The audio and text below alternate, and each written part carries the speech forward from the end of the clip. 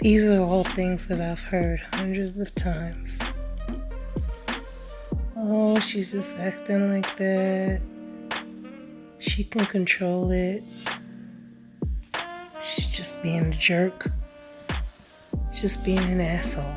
I've heard it all before.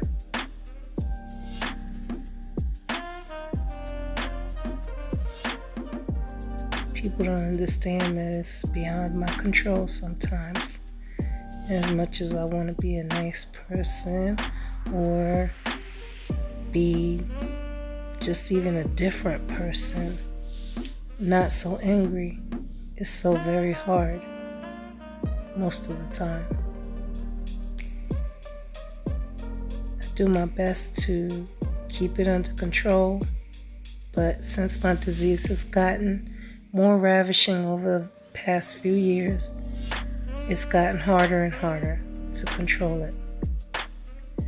At this point, my brain is simply attacking itself, and there isn't really anything that I can do about it. I don't know when it's going to happen. It just does. So, I felt like I needed to give a little bit of an explanation about Graves' Rage, because that other content creator did mention it and try to shame me for it. She told me I needed to take medicine for it. Well, I already do.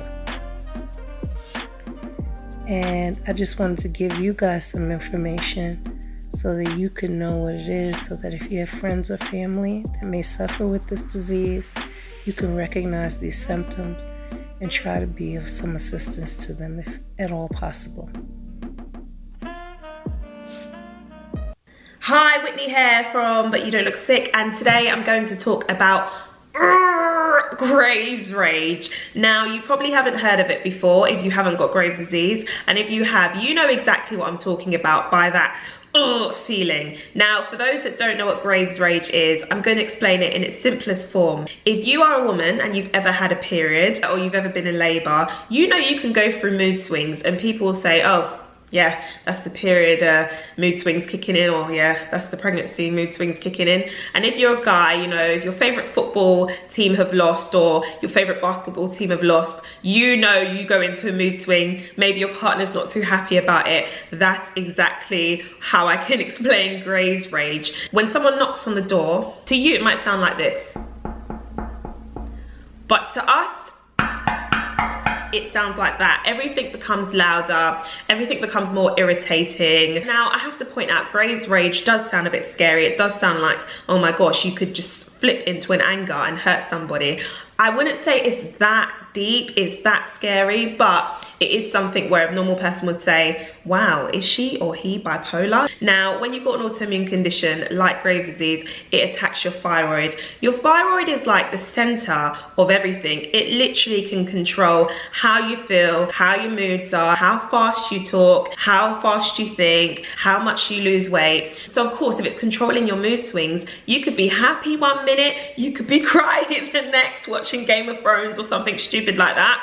I love Games of Thrones, by the way. Or you could just be really angry in a very happy occasion, like your birthday.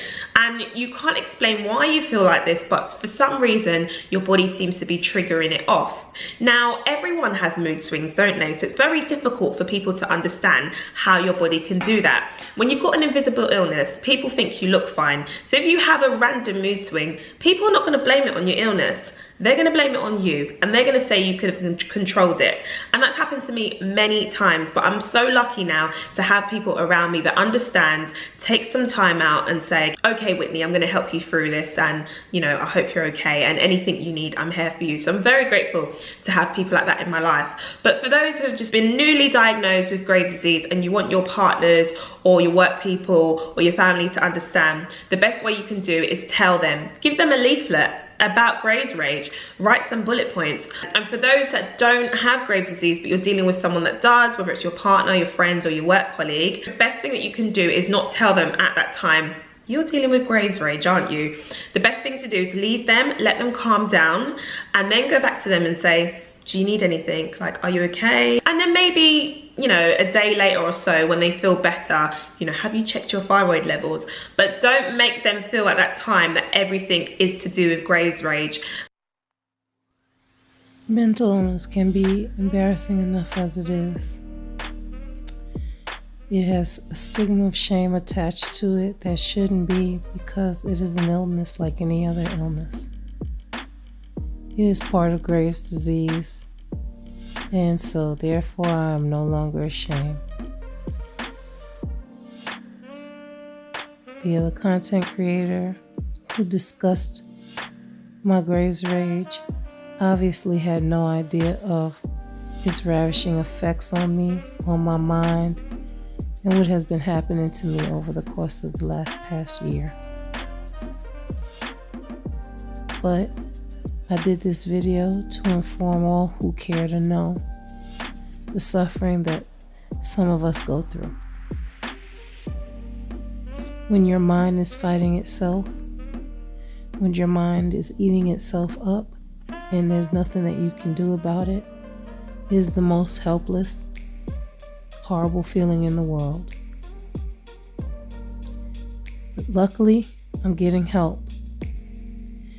And I've left some numbers here for others who may need some help or assistance to possibly call. Again, I'd like to thank you guys for listening to this video and viewing it. And I just want you to look out for the next video in the series where we're going to get into some other symptoms of Graves' disease. I thank you for listening.